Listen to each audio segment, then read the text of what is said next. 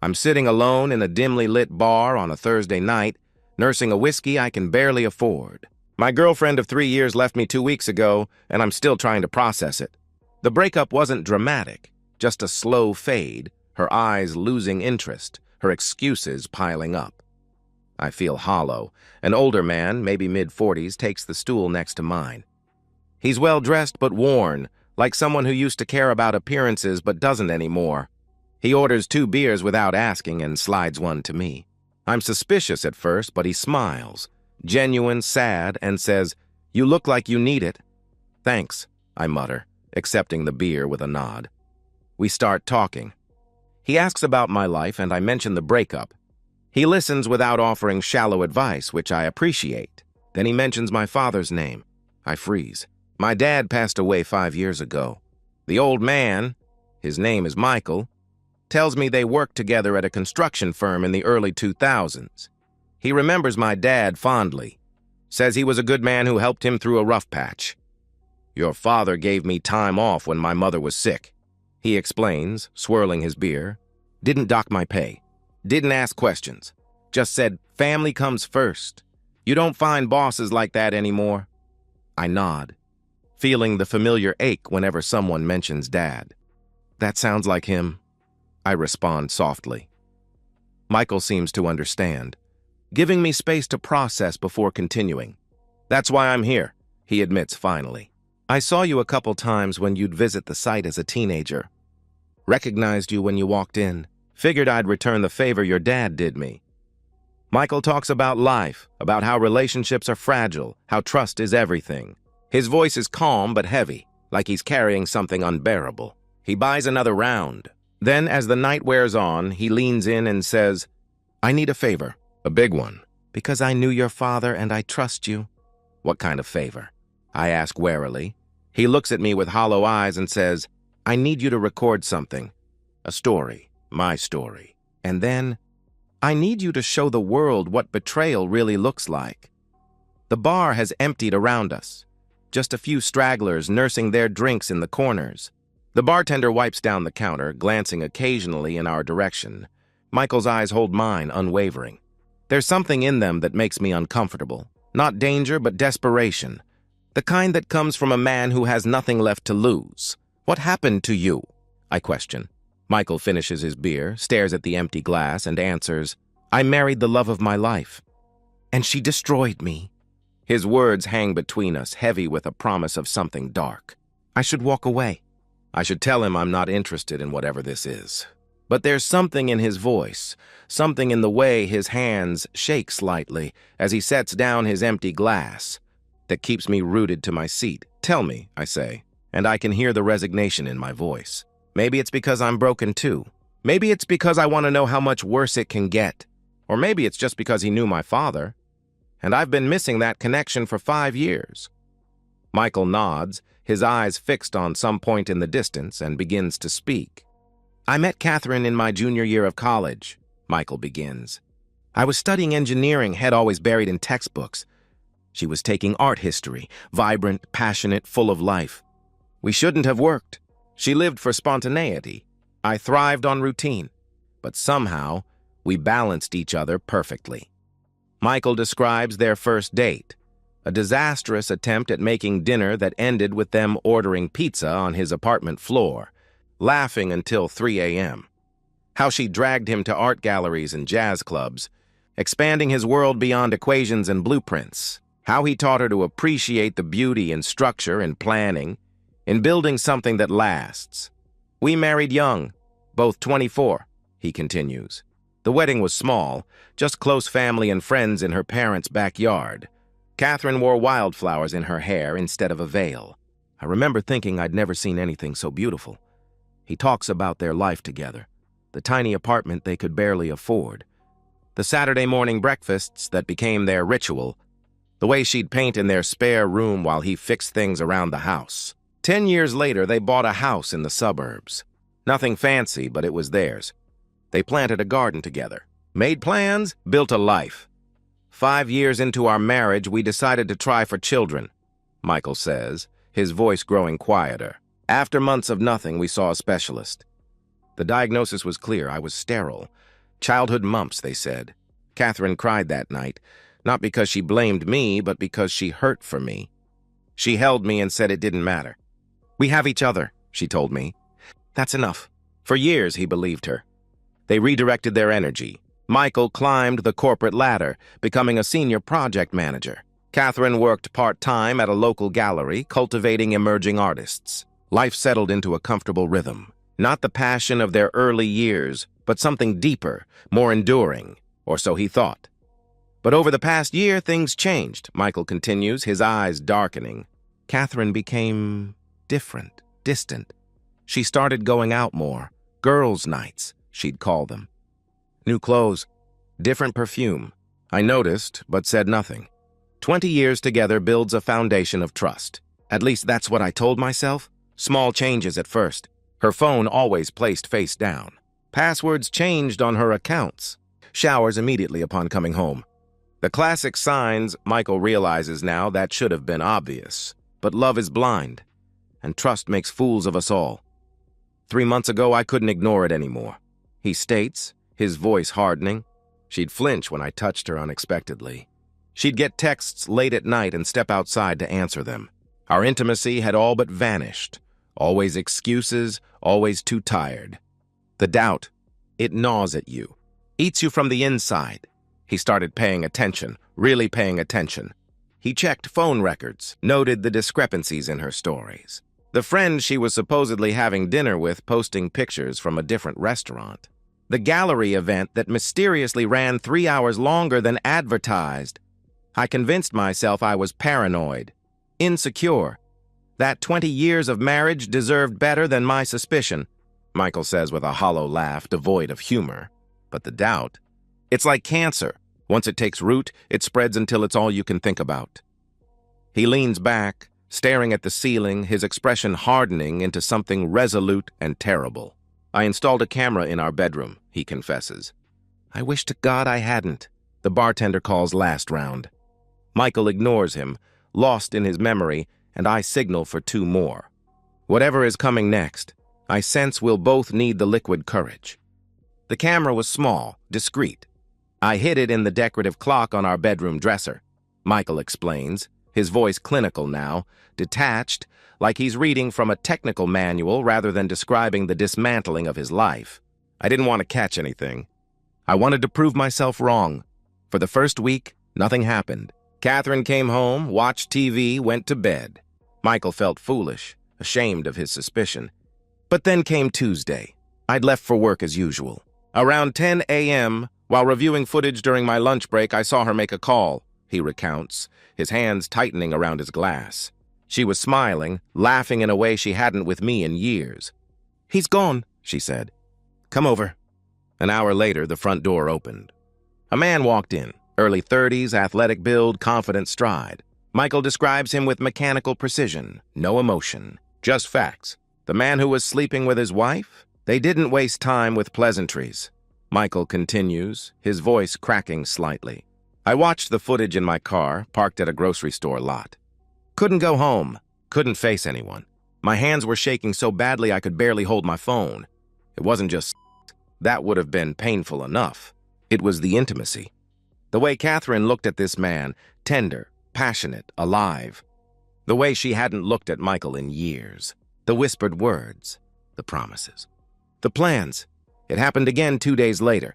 And again the following week, he adds bitterly. Always when I was at work. Always in our bed, the bed I'd bought with my first big bonus. 20 years of marriage, and she brought him into our sanctuary. Michael hired a private investigator, needing third-party confirmation of what he already knew. The PI delivered a folder within a week. Photos, timestamps, a motel receipt, screenshots of text messages. Catherine had been seeing this man, named David. He learned for 8 months. The PI caught them at a cafe downtown, holding hands across the table like teenagers, Michael recalls, his voice trembling with barely contained rage. Then at a motel off the interstate. Then shopping for groceries together, groceries she would cook in my kitchen while I was working overtime to pay for our anniversary vacation. The most devastating discovery came in the text messages. They talked about leaving their spouses. They talked about starting over together. They talked about having children. That was the knife twist Michael reveals, his voice barely audible. She told him she wanted his baby. That she'd always wanted children, but I couldn't give them to her. That she'd been waiting all these years for someone who could make her a mother. Throughout this revelation, Michael confronted nothing. He played the devoted husband. He kissed her goodnight, asked about her day, smiled when she lied to his face. Inside, he was disintegrating. I considered divorce, he admits. But the thought of her walking away, free, happy with him, unpunished for what she'd done, made me physically ill. I thought about confrontation, but what would that change? She'd made her choice. Every day, every lie, every time she welcomed him into our bed. The bar is nearly empty now. The bartender eyes us warily but doesn't approach. Michael's face has transformed, the sadness replaced by something harder, something colder. His eyes have gone flat like polished stone. Tonight, right now, Catherine is with him. In our house. In our bed, he states, his voice eerily calm. And I'm going to end it. All of it. A chill runs through me. I should leave. I should call someone. But I'm frozen, caught in the gravity of his tragedy. I need the world to see what she did, Michael declares. And I need you to show them. What are you planning? I ask, my mouth dry despite the alcohol. He doesn't answer. He just stands, drops cash on the bar, and says, "Let's go." We leave the bar into the cold night air. The streets are empty, silent except for our footsteps and the occasional passing car. Michael walks with purpose, hands buried deep in his coat pockets. I follow, uncertain why I'm doing this.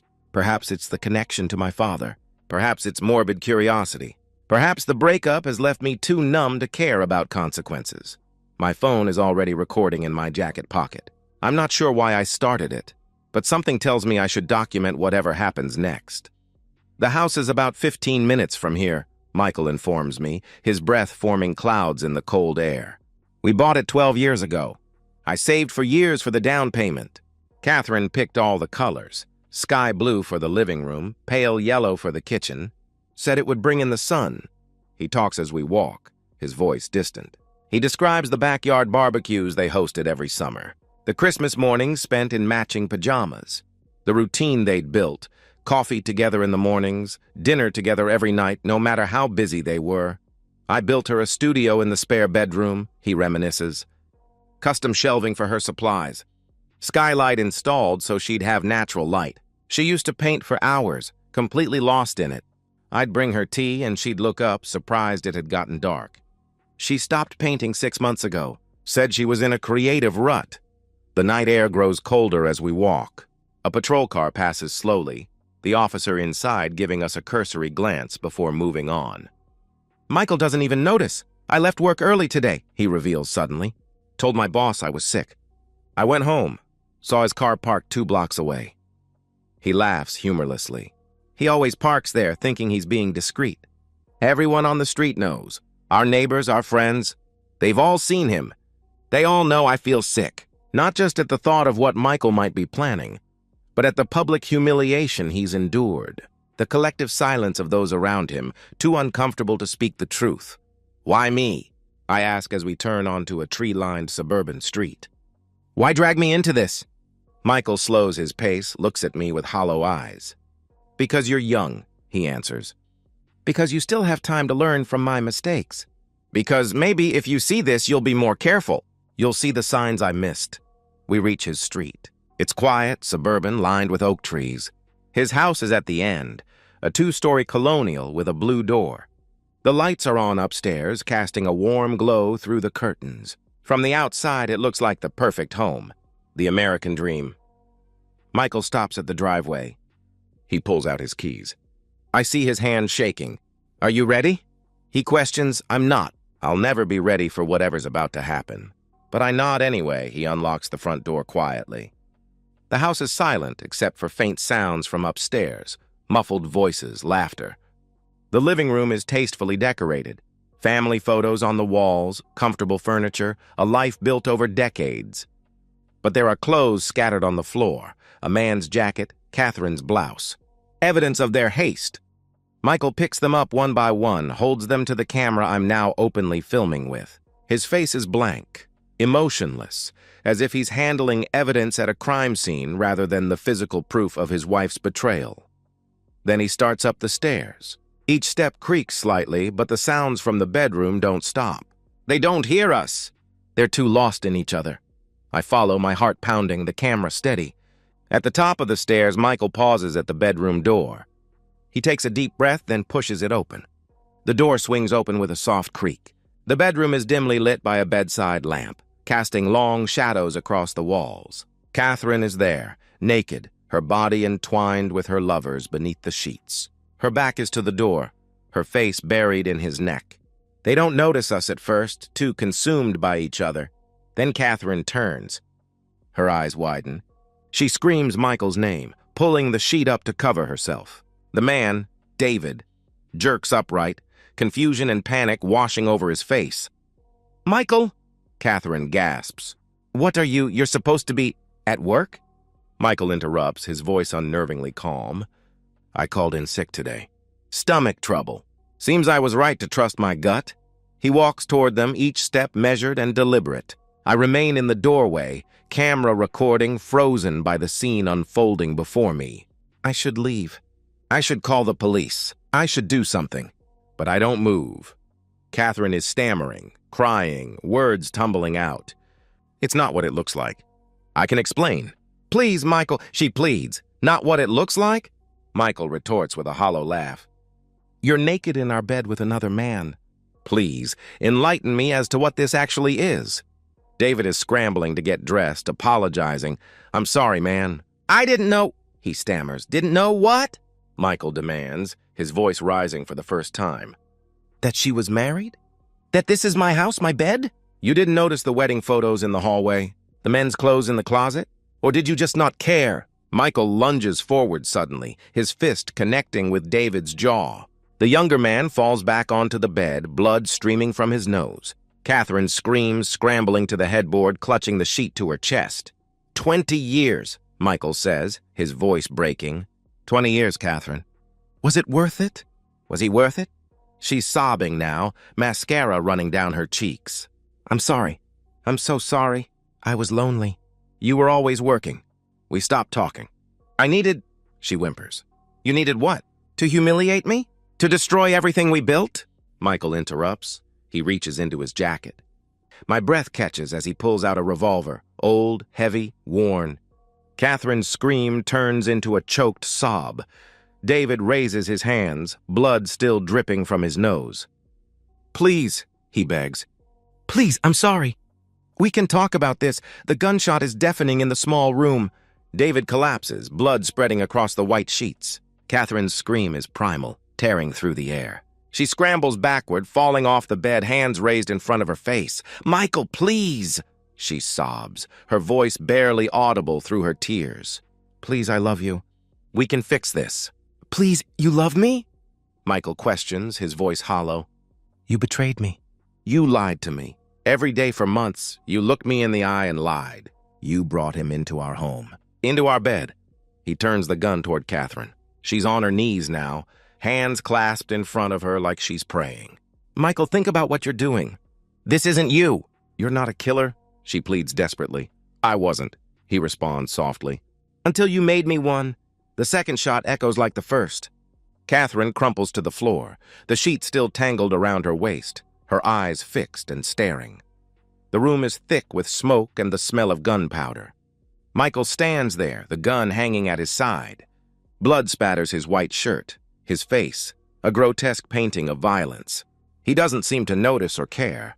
His eyes, when they meet mine, are empty, devoid of pain, anger, life itself. "Did you get it?" he asks, gesturing to the camera still gripped in my trembling hand. "Did you record it all?" I nod, unable to speak. "Make sure they see this," he instructs. "Make sure they know what she did, what she drove me to." Then he puts the gun to his temple and pulls the trigger. The sound is different this time, wetter somehow. Michael's body crumples like a marionette with cut strings. He falls beside Catherine, their blood mingling on the hardwood floor. In death, they are closer than they've been in months. The silence that follows is absolute.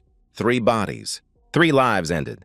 Blood soaks into the carpet, the sheets, the walls. I stand there still recording as reality crashes over me. My hands are shaking so badly I can barely hold the phone. I stumble backward, out of the room, down the stairs. I dial 911, my voice cracking as I report what happened. I wait on the curb, numb, as sirens wail in the distance. The video is still recording. I don't turn it off. I can't! The police arrive within minutes. Flashing lights, shouted commands, hands pushing me to the ground, then helping me up once they realize I'm just a witness. I hand them my phone, the video still running. I'd already uploaded a copy to the cloud, as Michael had made me promise. They question me for hours in the back of a squad car, then at the station. I tell them everything, the bar, Michael's story, the walk, the house. They don't charge me. I'm a witness, not an accomplice. The video goes viral within days. Someone at the police station leaked it, or maybe a prosecutor, or maybe one of the first responders. It doesn't matter now. Millions of views, shares, comments. People are horrified, fascinated, divided. Some call Michael a monster. Others say Catherine got what she deserved. David becomes a footnote, collateral damage in someone else's tragedy. I don't read the comments. I can't. The funerals happen separately. Catherine's family holds theirs first. Closed casket, private ceremony. They blame Michael entirely. They give tearful interviews about domestic violence, about how Catherine was planning to leave him. I wonder if they know the truth, or if they're just protecting her memory. No one mentions the months of betrayal that preceded the violence. No one wants to speak ill of the dead except Michael. He's the villain in their story. David's widow, a petite blonde with swollen eyes, gives her own interview. She cries on camera saying she had no idea, that David was a good father, a good husband. I wonder if she's lying too, if she suspected something but chose to look the other way, if she's rewriting history now that he's gone. She blames Catherine for seducing him, Michael for killing him. Never David for cheating. Michael's funeral is small. A few colleagues. His elderly parents. No one speaks much. What is there to say? Their son became a killer. Their son is gone. The newspapers call it a jealous rage, a domestic tragedy. No one mentions the systematic destruction of a man's dignity. It's easier to reduce it to a moment of madness than to acknowledge the slow poison of deception. I go back to the bar where I met Michael. I sit in the same seat, order the same whiskey. I think about his face, that hollow, broken look. I think about my ex-girlfriend, the one who left me. I wonder if I dodged a bullet. Or if I'm just postponing the inevitable. Michael's story taught me something. Betrayal doesn't just hurt, it destroys. It strips away everything you thought was real. And for some people, there's no coming back from that. The foundation crumbles, and nothing can be built on ruins. I swore to myself that night, I'll never marry. I'll never put my life in someone else's hands. I'll never risk ending up like Michael. Sterile, replaced, humiliated, driven to the point where a gun feels like the only way to reclaim your dignity. People say love is worth the risk. Maybe it is. But I saw what happens when that gamble fails. I saw 3 bodies on a blood-soaked bed. I saw a good man become a murderer because the woman he loved made him feel like nothing. I still have the video. I watch it sometimes, late at night, when I can't sleep. Not because I want to, but because I need to remember. Betrayal is the worst kind of violence. It doesn't kill you outright. It hollows you out until you're not sure what's left. And if you're unlucky, if you're pushed far enough, you become the thing that destroys everything you once loved. Michael didn't want to be a killer. He wanted to be a husband. But Catherine took that from him. And in the end, he took everything from everyone. I don't know if he was right or wrong. I just know I'll never forget him. And I'll never let myself become him.